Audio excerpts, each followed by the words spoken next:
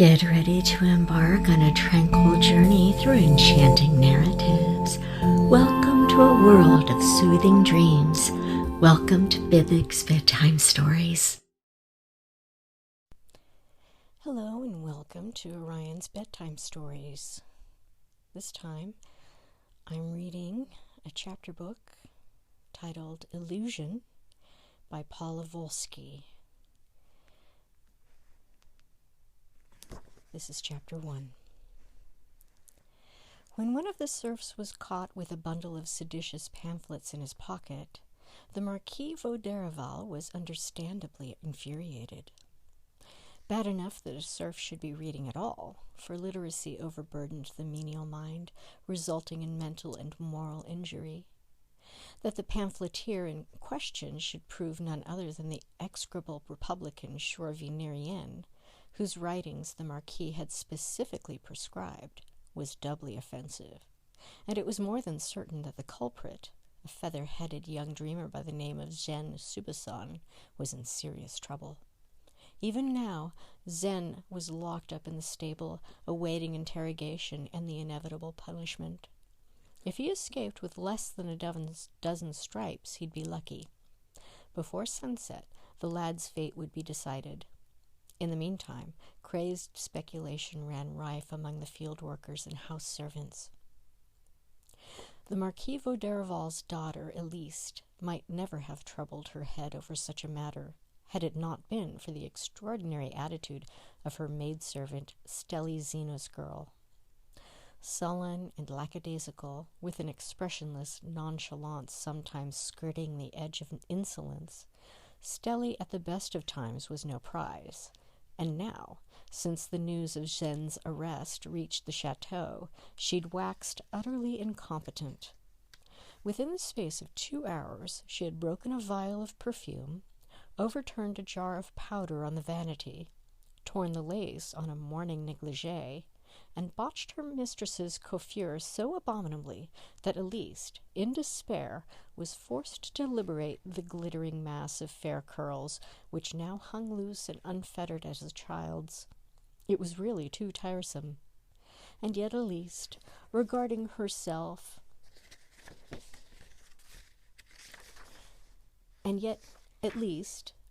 herself in the gold-framed vanity mirror, was forced to admit that the juvenile style suited her very well. Her hair was certainly one of her chief beauties, and what better way than this to display its enviable sheen and extravagant length?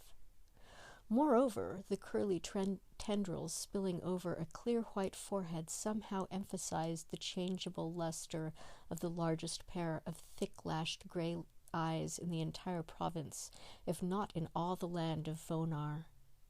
At 17, passionately loath to play the ingenue, she aimed for sophistication. For all of that, there could be no denying. The effect of that great honey cloud faming her heart-shaped face was delightful. She would let it stay that way, at least for the rest of the day. Perhaps the sulky jade Stelly had done her a good turn, if only by accident. The mirror reflected most of the sunlit bedchamber in all its disorder. Open boxes and trunks stood scattered about the floor. The armchairs and window seat were heaped high with gowns, petticoats, fichus, shawls and manteaux, scarves, feathers and ribbons. Hat boxes stood piled against one wall. Silk and woolen stockings dangled from the open bureau drawer. Fans and gloves cluttered the escritoire. Shoes and boots and chopines lay underfoot. Snowdrifts of crumpled tissue paper rose in the corners. It was another week before Eliste was scheduled to depart for the capital city of Schwerin to take her place at court as a maid of honor to the Queen. But packing was a protracted affair, one for which Stelly, as usual, displayed neither aptitude nor enthusiasm. Even as Eliste looked on, the maid crushed a thin muslin nightgown into a tiny ball, which she thrust by main force into the depths of a too full trunk. Eliste stiffened with an irritation disproportionate to the offense. It would have been different had she not been so certain that the other girl, but a few years her senior, was deliberately destructive. It was one thing to know, quite another to prove. If taxed, Stelli would doubtless plead inadvertence in that monosyllabic, elusively impertinent manner of hers. The thing was impossible to verify, and in any case, really beneath notice. Taking a deep breath, the Marquise's daughter addressed her maid with studied composure. "Not there, girl. Take it out, fold it, and put in another box." With a barely perceptible shrug, Stelli obeyed. Every movement a wordless insult, she sauntered across the room, treading on scattered garments as she went. An ivory fan cracked beneath her heel. "Take care, clodhopper!" The exclamation burst from Eliste, and she regretted it immediately, for she, like many of the more progressive among the exalted class, deemed it cruel to reproach inferiors for the limitations of intellect and ability imposed by nature. Stelli, however, appeared unmoved. The thick-skinned, dull insensitivity of her kind armored her against insult, or so it appeared, in which case, what in the world accounted for the maidservant's chronic ill-humor? Surely the girl, who owed her present comfortable situation solely to the high esteem in which her brother Dreff was held by the Derrivale family, ought to appreciate her own singular good fortune. How could she be so stupidly ungrateful? Occasionally Eliste wondered. Stelli slouched to the bureau and began to sort through the jumble, tossing hairpins and jewelry around with minimal efficiency and maximal clatter.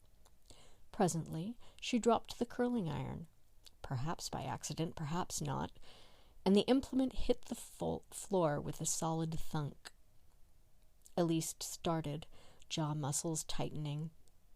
Deliberately she relaxed, striving to suppress all annoyance.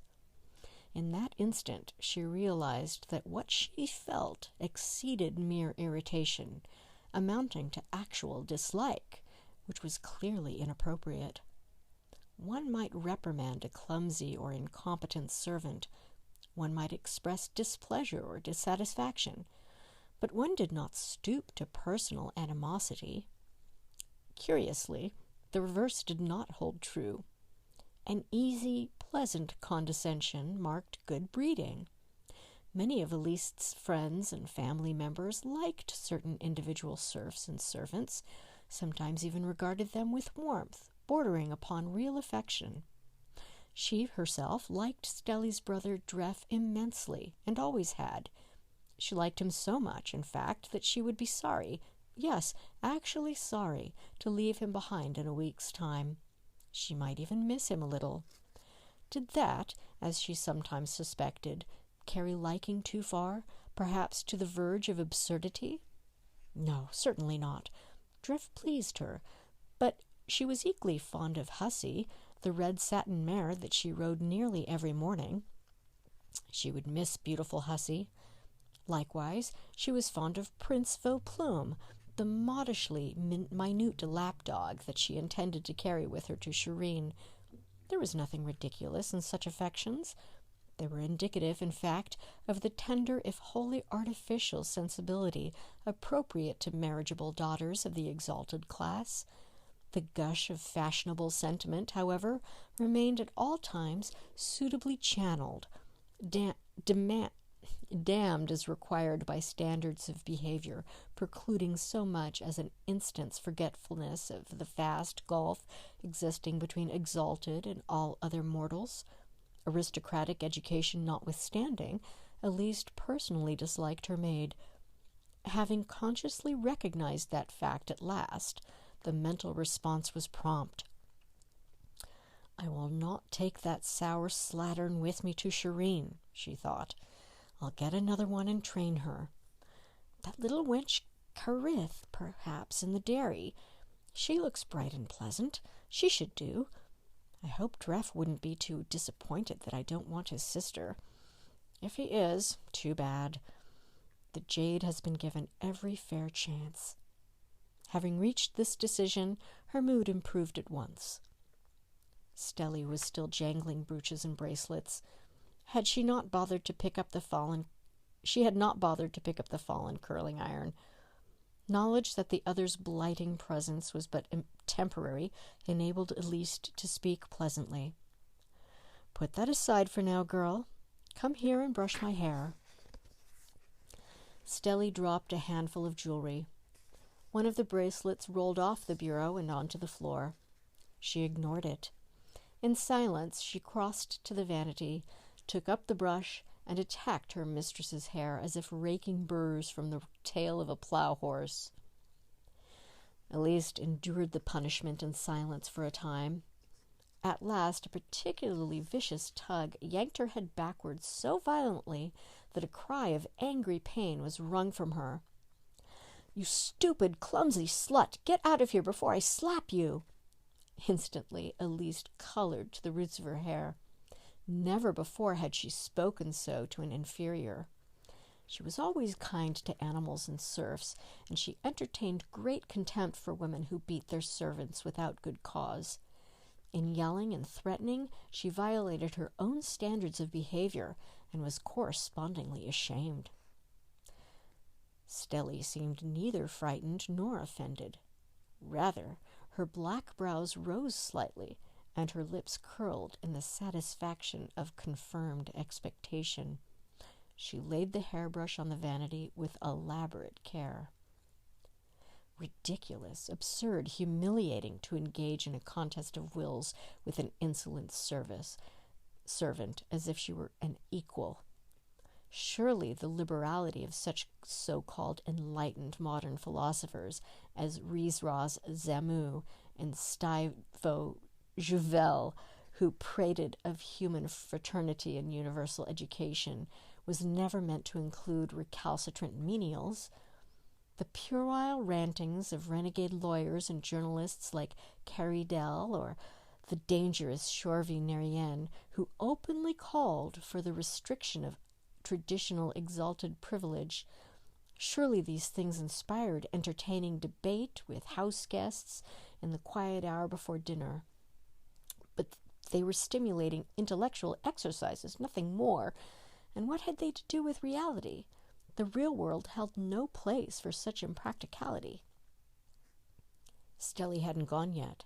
She was still standing there, feet planted firmly, arms akimbo, a stance expressing a graceless, dogged determination. Was she deaf as well as disagreeable? "Didn't you hear me, girl?" Eliste could rarely bring herself to pronounce the other's name. "Get out! Go busy yourself elsewhere. Tell the housekeeper to find you something to do." This was a deliberate insult. A lady's maid was never expected to lower herself to the level of the ordinary household servants. And angry tirade could scarcely have expressed Elise's disapprobation more forcefully, but as always, Stelly seemed indifferent. Incredibly, she did not move. Still, she stood there, staring at her mistress's face in the mirror. Eliste's brows drew together, and her cheeks flushed. Given the provocation, she had proved patient. At this point, however, additional indulgence could only be interpreted as weakness, which ought never be displayed. Serfs were notoriously quick to exploit the weakness of their masters, but they were calmer and actually happier when ruled with a firm hand. Eliste drew a deep breath, but the reprimand died unspoken on her lips as she met her servant's reflected gaze. Stelly's eyes, dark as obsidian and usually about as expressive, now blazed with an odd mixture of defiance and something that almost seemed like fear. The expression was so startling that Eliste forgot her anger. "What is the matter with you?" she asked, kindly enough. Stelly, fully prepared to withstand verbal assault, was taken unaware by the unusual forbearance. Scowling and uncertain, she folded her arms. "Come, what is it? Eliste persisted, curiosity aroused. Stelly hesitated. The olive-skinned face beneath the frilled mob cap, ordinarily so impassive, now reflected conflicting emotions. Eliste waited expectantly, and at last the maid replied with an effort. "It's Zen, miss." As always, she pronounced the honorific with perceptible reluctance. "Who?" "Zen Subasan. My lord, the Marquis has Zen locked up in the stable. What will happen to him now?" "Oh, the boy caught with the pamphlets? Is that who you mean?" Stelly nodded. "Well," Eliste shrugged, "he'll be punished, no doubt. He certainly deserves it." "Deserves?" "He disobeyed my father's orders. What's more, he must have done so quite intentionally. The Marquis can hardly let that pass, can he?" "What will be done to Zen?" "Oh." Perceiving the other's concern, Eliste responded with easy compassion. "Nothing too dreadful. Perhaps a few stripes, scarcely more. Father is no barbarian. The lad need hardly fear for his limbs." Her reassurance was more than rhetorical. In an earlier, more violent age, erring serfs were commonly subject to mutilation and dismemberment. Times had changed, however, and the current enlightened generation of the Exalted limited corporal punishment to flogging, kicking, and the pillory, except in extreme cases. Stelly seemed to have trouble translating her feelings to words. At last she replied with evident difficulty. "Zen mustn't be beaten." "It won't be so bad. It will be over quickly, and then his slate will be clean." "No, he mustn't be beaten." "What? Are you saying he's innocent?" "Yes, innocent. That's right." "Foolery. He was caught carrying Nerian's scribblings. How do you account for that?" "It's only paper and ink. You shouldn't be beaten for such a trifle." "Don't you understand the principle involved? My father has banned Nerian's writings from his estate. Your friend Zen was willfully disobeyed, and that is why he must be punished. He won't really be hurt, and if this teaches him to behave himself, then everyone will be better for it. Can't you see that?" Zen's done nothing so bad." Stelly's grasp of principle appeared weak. "He mustn't be beaten. He can't bear it." "Well, I'm afraid he'll have to. If he's a bright lad, then he'll learn his lesson, and there's an end to the affair. No one will hold a grudge against him." "You don't understand."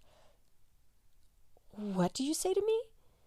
Again, Eliste's astonishment overcame anger at the servant's remarkable impudence.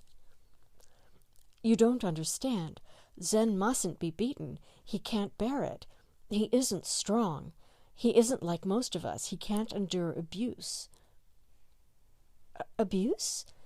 You don't know what you're saying. Really, you are stupid." "No doubt. Well, you're the smart one here, miss." A touch of sarcasm? Would she dare? It was unclear, and in any case too trivial to bother about. "What I'm saying is, Zen's always been kind of puny," Stelly continued with unwonted expansiveness. "He's skinny, he's got a weak stomach, he can't take the heat in the fields, and he gets these fainting fits. The details are unnecessary. He's sort of weak and not meant to take a beating. And I've been thinking." Clearly it was difficult for Stelly to ask for anything, but the cause overcame her reluctance, and she continued stoically. "I've been thinking that you might ask your father to go easy on Zen. Will you, miss?" "Well, I don't know. It might not be quite so simple as that." Intrigued by the novelty, Eliste swung around in her chair to face her servant. "To begin with, Father's angry and not all that likely to heed my advice. Beyond that, I'm not quite certain this is right. It might be best in the long run that the boy learn his lesson now." "He's learned it, miss. He's learned it. You may be certain of that." You sound very definite. Do you know him so well, then? He is my intended. Ah. Eliste regarded her maid with interest. It would seem that the sullen Stelly was human after all, and the rush of surprised cordiality at the discovery threatened to overwhelm old hostility. I didn't know you were promised. Zen and I came to terms about 8 weeks ago, miss. Last week the steward handed down his lordship's permission, and I thought our troubles were over. And now this. Stelly's habitual insolence was expediently diminished. For the moment, at least, she looked and sounded almost winsome. Zen's got no harm in him. He's just a dreamer. He wants looking after. Well, I never guessed. Elise's sympathies were now fully engaged. We must see what we can do about this. You'll speak up for Zen, miss? Gladly. A sunrise smile lighted the servant's face. She looked years younger when she smiled, and Eliste added, You mustn't rejoice too soon, Stelly. Father's annoyed, and he might not listen to me, but I'll do my best. That much I can promise.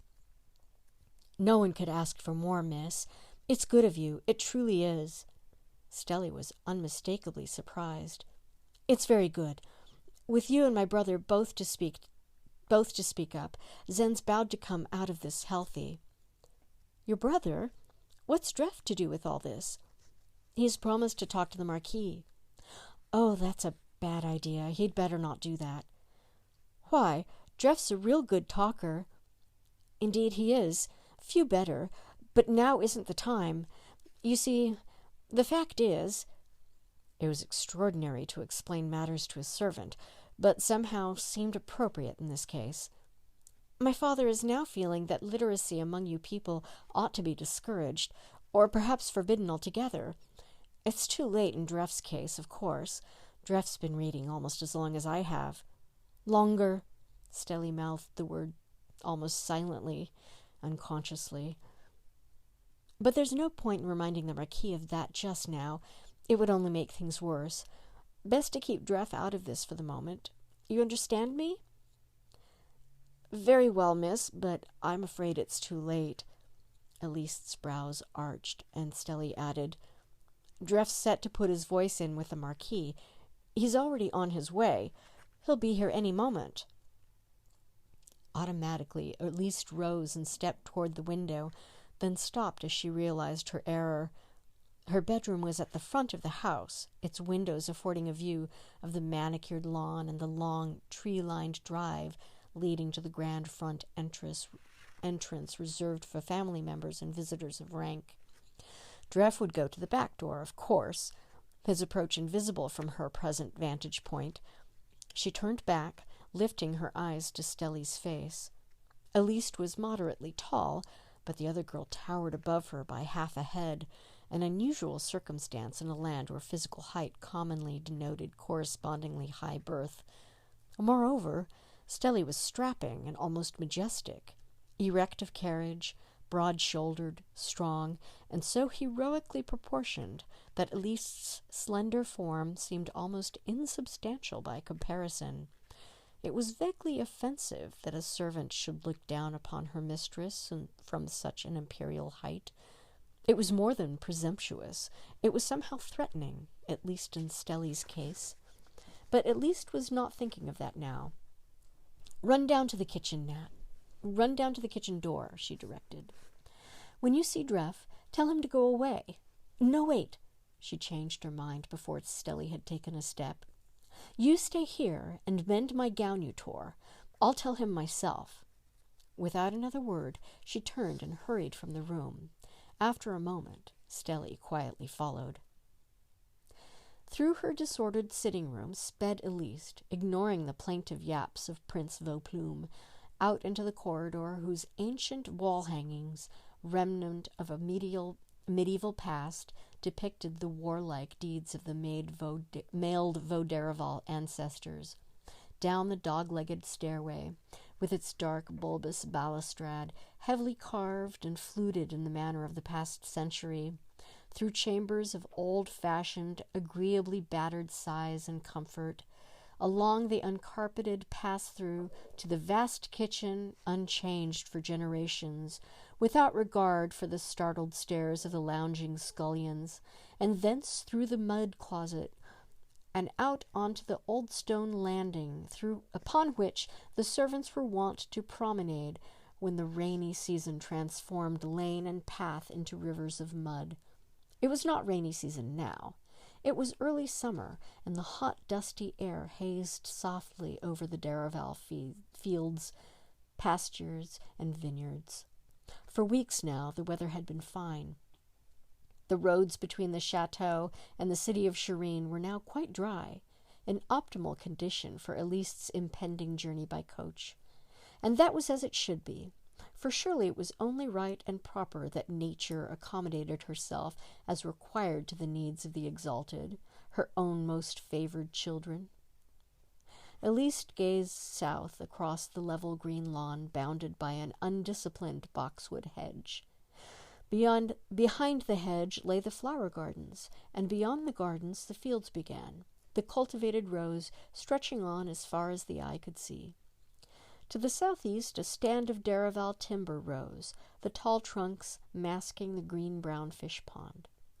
On the far side of the pond, quite invisible from the house, a cluster of cottages inhabited by the serfs, and then the thickly forested hills, a picturesque and mysterious realm, reputedly the haunt of brigands, ghouls, and renegade magicians, and beyond doubt the site of Uncle Quince's rustic hermitage.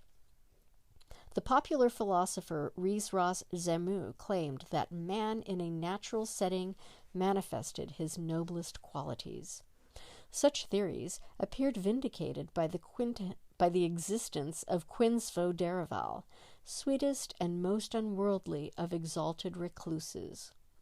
It was said that Quince's mastery of the traditional forms of exalted magic was extraordinary, almost unparalleled.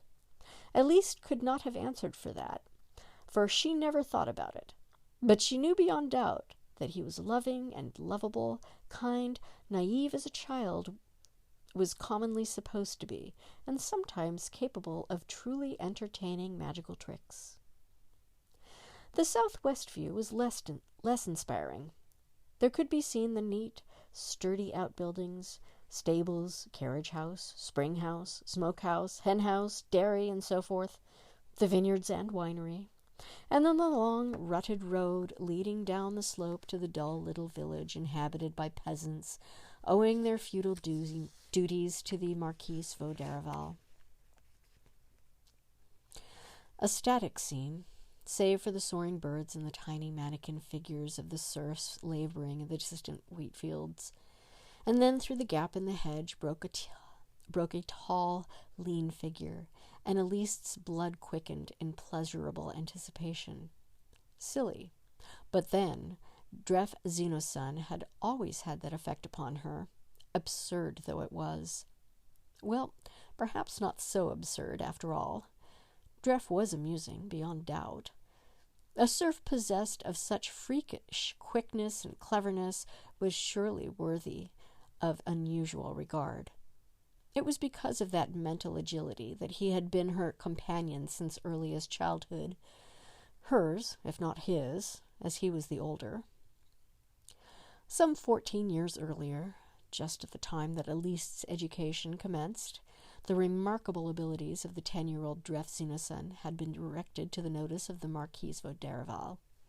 Dref, it was noted, could add, subtract, divide, and multiply sickeningly long columns of figures in his head, producing the correct sum within seconds.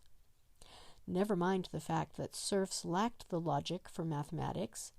He could do it. When shown a scene, or a collection of objects, he could later describe what he had seen with an accuracy, leaving no doubt that he viewed concrete images within his mind. Before he was 3, he knew his letters, and more important, understood their application.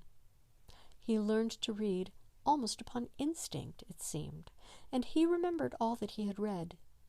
Before he was 7, he had acquired a penknife, and used it to carve out the interlocking parts of little wooden machines powered by wind and water. He could play the flute, the harmonica, the ocarina, the fuge, and the glass organ like a son of the Exalted. He made up tunes, wrote them down according to his own system of notation, then played them upon a variety of instruments. He could sculpt in clay and plaster, paint in watercolor and tempera, ride or shoe a horse, compose a poem, cobble a shoe, catch and clean a fish, set a snare, cook a pheasant to perfection, build a model folly or fortress.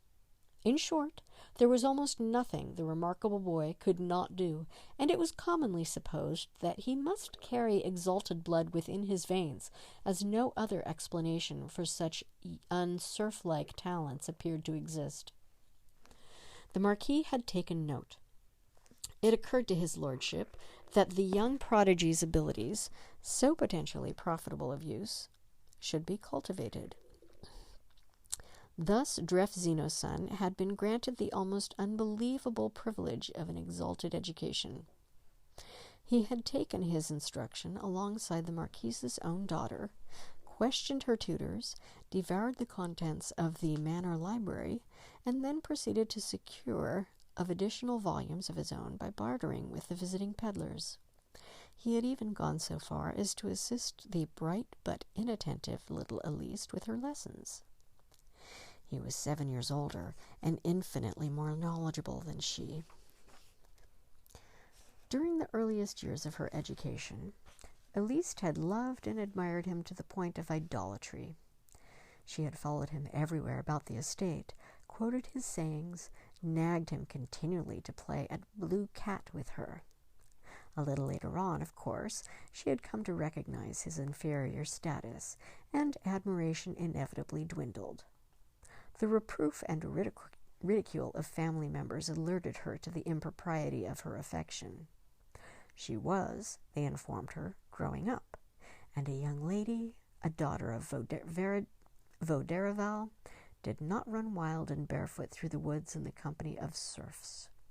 A Derrivale chose her friends among her equals, carried herself with dignity, and, above all, never forgot her position. Unless, of course, she preferred to live among serfs. If she preferred it, Eliste was certainly quite free to leave the chateau, to march on down the lane to the little smoke-filled, sweat-smelling cottages where the serfs dwelt amidst their fleas, and there she might make her home beneath a mouldy thatched roof. Quite likely she'd be happy in such a setting, what with her affinity for serfs.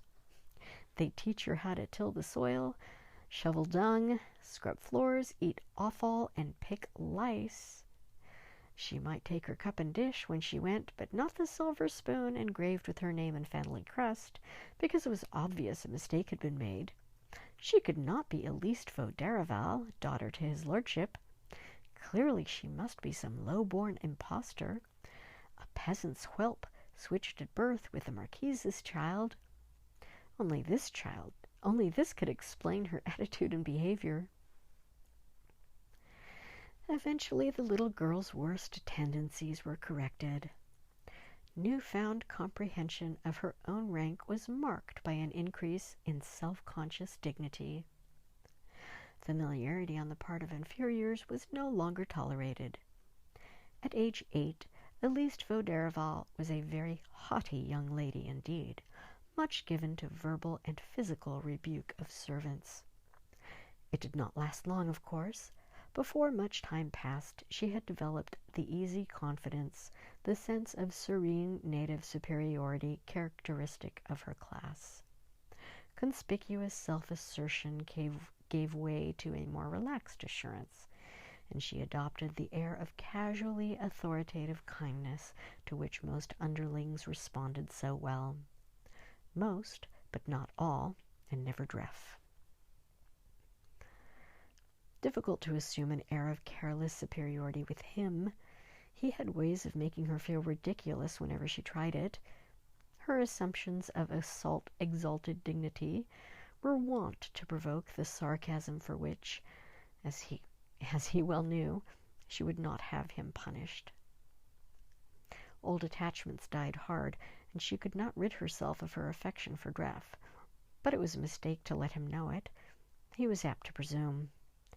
Really, he was entirely too free in his manner, addressing her without deference, as if he imagined himself her equal, or even her intellectual better, more experienced and more knowledgeable than she. In all conscience, she ought not tolerate it. Her weak indulgence only encouraged his insolence. And there, even at a distance, the insolence proclaimed itself in his upright carriage, in the free swing of his long stride, in the unsuitably proud lift of his dark head. It was difficult to put into words, but something about Dreff Xenocent's very appearance was subtly offensive to exalted sensibilities. Like his sister, Dreff was taller than a serf ought to be. His legs were too long, his figure too attenuated, agile rather than powerful, his features too chiseled, lean, sharp-jawed face too mobile, too expressive, sometimes dangerously so, hands too fine and adroit, too well-tended, no black semicircles under the short nails, no embedded grime. Unlike the typical serf, Dreff Xenocent was fond of bathing. Weather permitting a plunge in the pond, he contrived to keep himself clean, thus obviating the need for costly perfume to which he would in any case have had no access. But Dreff, she reminded herself, would have obtained perfume if he had ever wanted it. If he couldn't get it by barter, he'd have concocted his own using flowers, herbs, oils, and extracts, whatever came most readily to hand. Dreff was like that. The young man's lack of ordinary peasant stench was refreshing, but subtly presumptuous. A cart horse should not resemble a race horse, and a serf's style should not ape that of his betters. He had dressed in his best for the occasion, she noted. He had abandoned his patched yellow-gray smock in favor of a shirt of white linen, coarse but clean and decent. Over it he wore a short jacket and neckerchief. In place of his usual baggy pantaloons, he wore knee breeches and a pair of threadbare white stockings. The hideous wooden sabots he had given way to hand-me-down leather shoes with steel buckles carefully cleansed of rust. The scrupulously neat appearance, intended as a mark of respect, was ill-timed. He looked too spruce, too independent, too indefinably uppish. Just now, the Marquise of Derrivale would only resent the effrontery. He looked up, saw her waiting there, and waved. She returned the salute, smiling, and watched without moving as he made his way across the lawn and mounted the old stone steps. An instant later he was bowing low before her. All very well, in theory, but somehow it came off wrong, like so many of his ostensibly servile gestures. Serfs and peasants were wont to bob like arthritic drunkards, shoulders hunched, knees stiffed, arms either locked or dangling limply. But Dreff, with his spare, loose-jointed frame, could make a leg worthy of a dancing master. Sometimes it seemed as if those faultless courtesies were almost burlesque in their perfection, almost insolent in their fluid grace, or so it looked to Eliste, who knew him. Perhaps no one else had ever noticed. And yes, he was doing it now, bending just a satiric shade lower than propriety demanded. He straightened, and she spoke without thinking. "Why don't you just grow a forelock and tug it? That would suffice, and you wouldn't need to bow." "But I prefer to bow. It's a splendidly expressive gesture." His voice was pleasantly low and his speech singular. The excellent grammar and literate fluency were incongruously linked with the drawling accent of a northern provincial peasant. "I know. Too expressive. I'd take care if I were you." "Gladly. How shall I achieve perfect discretion? Perfect impertinence is more your style, but you will never achieve it, being wholly imperfect. Then my constant imperfection achieves a perfect consistency, thus destroying its own constancy, and preserving perfect imperfection. Serfs should not aspire to paradox. To what shall we aspire beyond subservience? Oh, she considered, loyalty, duty, reliability. So much you demand your horses and dogs. Nothing more. Honesty? Unfailing amiability? You ladle out a sorry mess of watered gruel. A malcontent might think so, but simple fare is most nutritious, you'll grant. Come, your imagination lags. What more? Humility, she suggested helpfully. Proper respect for your betters. How shall I know them? The judgments of nature and society rarely coincide. It's hardly your place to make the distinction. Burdened as I am with eyes and a brain, how shall I avoid it? Don't be impudent. Surely I have not offended, he inquired with intolerable solicitude. Oh, you won't offend me. I hardly take you so seriously. But don't try your nonsense on anyone else, or you are looking for trouble. It's never necessary to look for trouble. It comes unsought and unwelcome as your father's tax collector in autumn. And like my father's tax collector, tarries with the refractory. And to prolong the conceit, most abuses those capable of self-defense. Those incapable of self-defense. The innocent need hardly fear abuse. There you reveal your own ignorant innocence, child. Ignorance? Innocence? Child? How dare you? Take that back, Dreff. She stamped her foot. You just take that back. I do. What could I have been thinking of? I am deeply sorry. I will never call you innocent again. Still, I must note certain exceptions to the sterling principles you've cited. Take Zanzubason, for example. Your sister's intended, the young firebrand. Scarcely such a desperate character. Only a harmless idealist with a childish penchant for forbidden political tracts, unworthy of your father's notice. I'm inclined to agree. I gather you are here to speak on this Zen's behalf. He nodded. Don't do it. His brows rose, and she added, It's the wrong time. As I told your sister a few minutes ago, my father has worked himself into a fine rage over this foolish little affair. Already he regrets his mistake in permitting even occasional literacy among the serfs. Seeing you here now, unsummoned, absent from your work without permission, dressed above your station, assuming airs as you always do, will only add fuel to the fire. You'd best keep out of it, Dreff. I should like nothing better. Poor Zen is a particular friend of mine, however, as well as my sister's intended, and he requires assistance. The lad is hardly capable of defending himself. Well, I've promised to drop a word in my father's ear. Have you? I am relieved. He had abandoned his bantering tone for once. His eyes, large, brilliant, as black as Stelli's, reflected unwonted concern. Zen might hope for no better advocate. In recent years he had adopted toward her an air of sardonic, exaggerated deference, and she had grown used to it. Now, in the face of this unexpected earnestness, reminiscent of the Dreff she remembered from childhood, she found herself uneasy, even embarrassed, and she replied hastily, Clearly, I've warned your sister. There's no guarantee I'll succeed.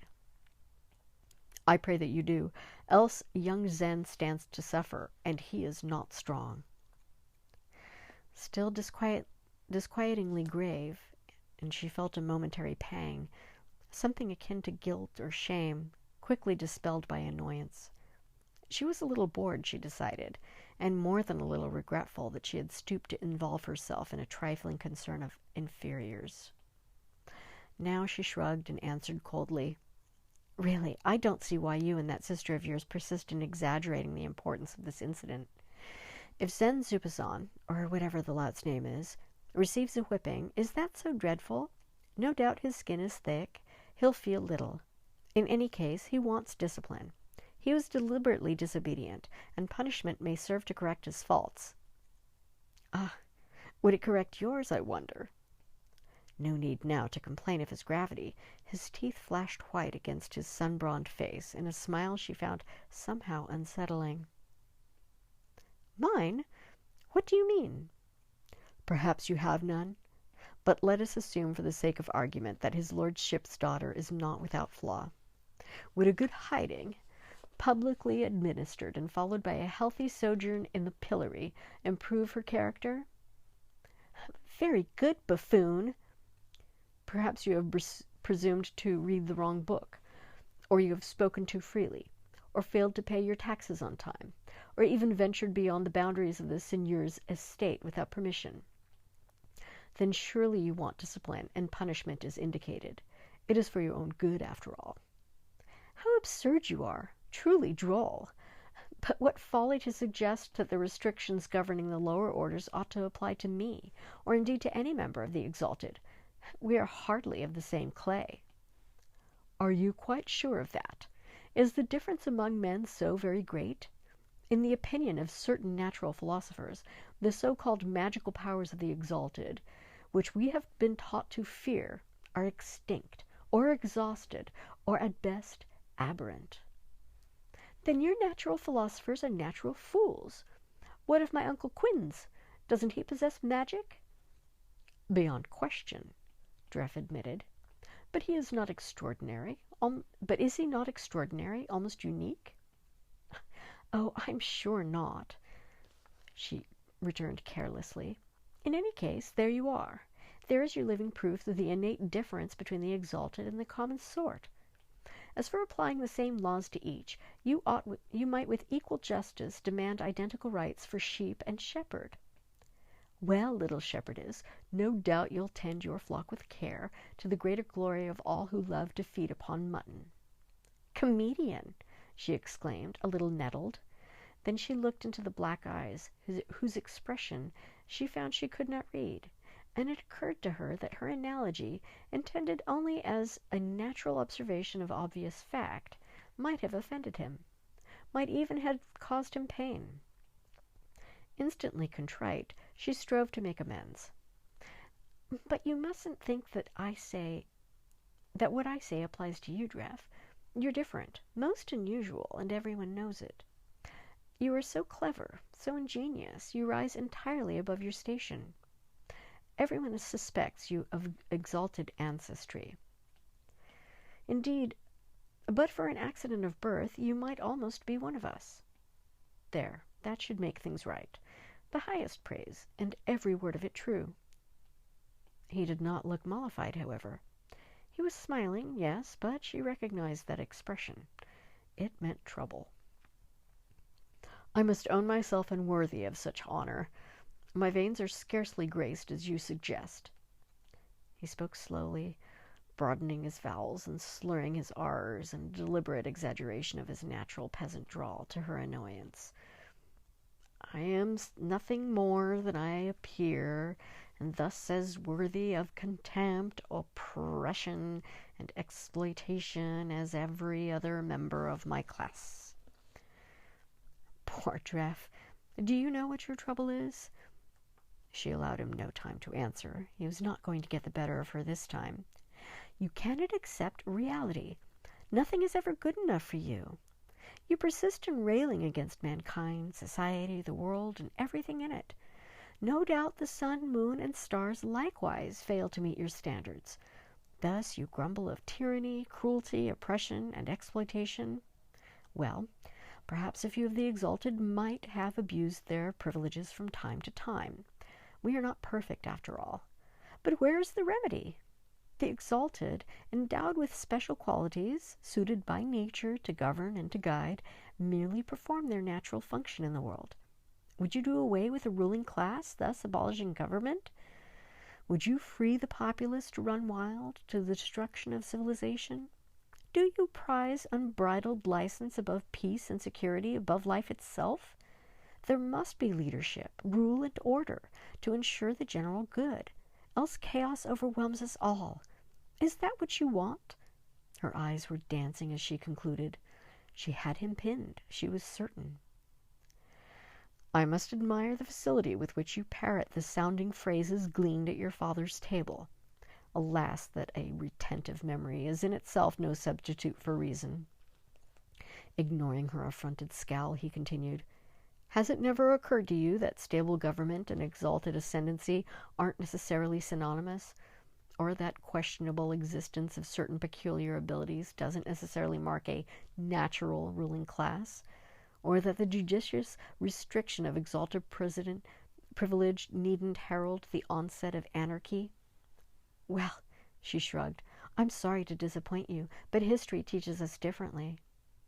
"History was never your strong subject, little Ellie," he remarked, and she glanced at him in surprise, for he hadn't presumed to employ that diminutive in years. He must have been more agitated than she'd realized, to let it slip out. "You have forgotten that the nation of Vohnar has not always been the absolute monarchy that it is today. In earlier times, the power of king was limited, and the subjugation of the peasant class correspondingly incomplete. The ordinary laborer enjoyed a degree of personal freedom unknown in our day. In fact, it was not until the time of the dread scourge epidemic, that is, scarcely 200 years ago, that laws were passed binding peasant to soil, thus establishing our happy modern condition of serfdom. Needless to say, matters did not end there, and now, in an era that unaccountably prides itself upon its enlightenment, an exalted landowner is legally free to imprison, chastise, mutilate, or even execute his own serfs without fear of outside intervention. Most serfs aren't badly off. The lazy ones like to complain, that's all." Eliste was growing bored and uncomfortable. Why couldn't he have confined himself to the usual badinage? It was so much more enjoyable.